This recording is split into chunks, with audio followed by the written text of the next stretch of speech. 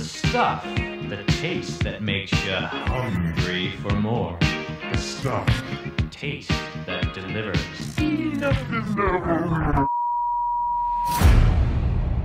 We interrupt this presentation with the following urgent message. Larry Cohen's 1985 cult classic, The Stuff, is a clever fusion of horror, science fiction, and satire, offering a biting critique of advertising and consumerism. While its premise of a sentient dessert-like substance taking over society may seem absurd, the film's subtext is anything but frivolous. It explores the dangers of unchecked greed, the manipulative power of marketing, and the societal obsession with consumption. Through its grotesque imagery and dark humor, The Stuff exposes how consumer culture can transform individuals into mindless followers.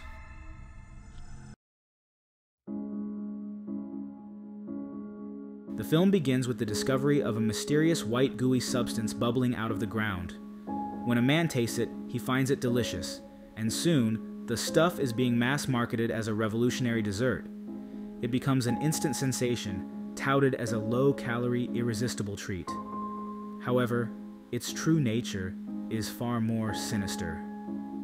The stuff is a parasitic organism that takes over the minds and bodies of those who consume it, turning them into hollowed-out puppets. Former FBI agent turned industrial saboteur David Mo Rutherford is hired by rival dessert companies to uncover the truth behind the stuff. Along the way, he teams up with Nicole, the advertising executive who promoted the stuff, and Jason, a young boy whose family falls victim to its addictive grip. Together, they uncover a corporate conspiracy and fight to expose the deadly truth about the stuff. From its opening scenes, the stuff establishes the irresistible allure of advertising. The titular substance is marketed as a revolutionary dessert, appealing to the public with promises of low-calorie indulgence and unparalleled taste. Slick commercials and catchy jingles saturate the airwaves, creating a frenzy around the product. These marketing strategies mirror real-world advertising tactics, which often prioritize emotional appeal over transparency. Just as the public in the film is lured into consuming a product they know little about, audiences in reality are frequently swayed by advertising to prioritize desire over critical thought. Nicole, the advertising executive who initially helps promote the stuff, embodies the ethical compromises inherent in the industry. She begins as a willing participant in the campaign, turning a blind eye to the product's origins and effects. Her eventual shift to ally with the protagonist, Mo Rutherford, underscores the moral reckoning faced by those who recognize the harm their work has caused. Nicole's journey highlights the tension between professional ambition and ethical responsibility, a common dilemma in the advertising world. At its core, The Stuff is a horror story about consumerism.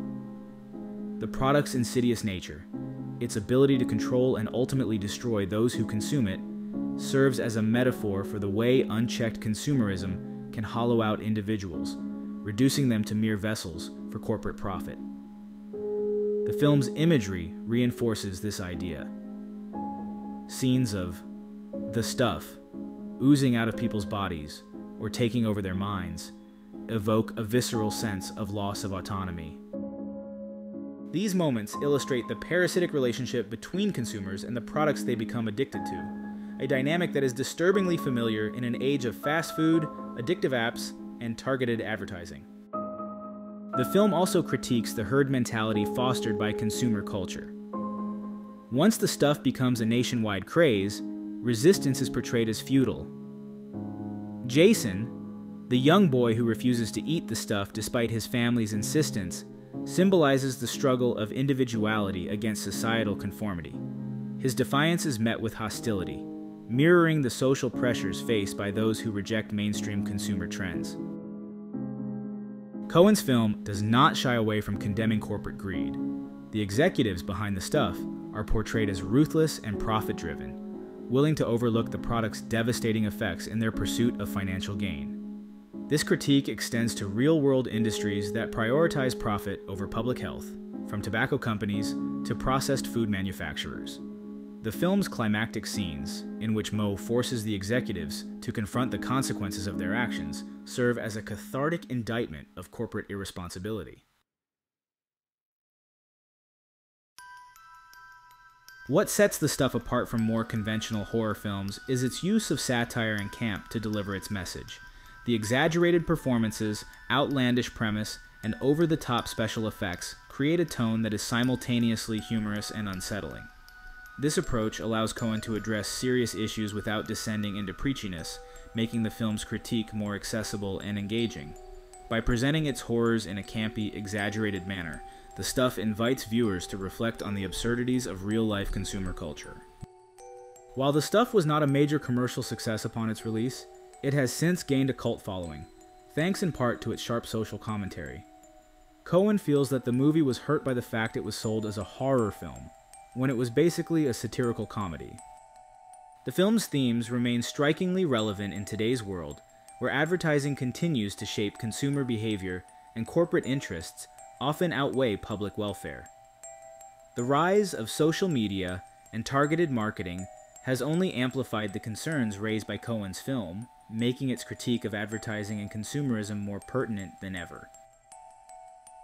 The Stuff is a film that uses its outrageous premise to deliver a scathing critique of advertising and consumerism. By blending horror with satire, it exposes the dangers of blind consumption, the manipulative power of marketing, and the destructive nature of corporate greed. Decades after its release, the film remains a powerful reminder of the need for critical engagement with the products and messages that permeate our lives. Through its grotesque imagery and dark humor, The Stuff challenges viewers to question the true cost of their desires and the systems that shape them.